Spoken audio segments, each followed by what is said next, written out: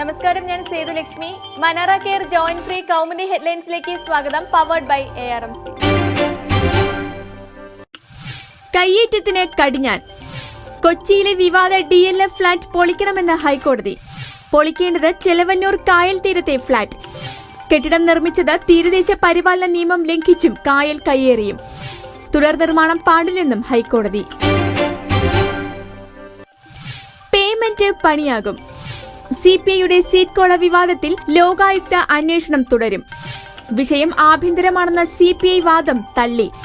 എതിർകക്ഷികളെ അന്വേഷണ പരിധിയിൽ നിന്ന് ഒഴിവാക്കാനാകില്ല. വിധിക്കെതിരെ അപ്പീൽ നൽകുമെന്ന് CPI നേതൃത്വം. തിരഞ്ഞുപിടിക്കാൻ തീരുമാനം.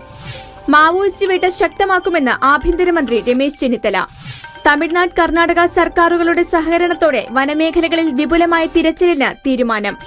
അയൽ സംസ്ഥാനങ്ങളിലെ ആഭ്യന്തര മന്ത്രിമാരുമായി ചർച്ചയെന്നും രമേശ്. വയനാട് വെള്ളമുണ്ടയിൽ മാവോയിസ്റ്റുകളും പോലീസുമായുള്ള ഏറ്റുമുട്ടലിനെ തുടർന്ന് ആദിവാസി മേഖലകളിൽ ജാഗ്രത. കോഹ്ലി നയിക്കും ആദ്യ അംഗം നാളെ.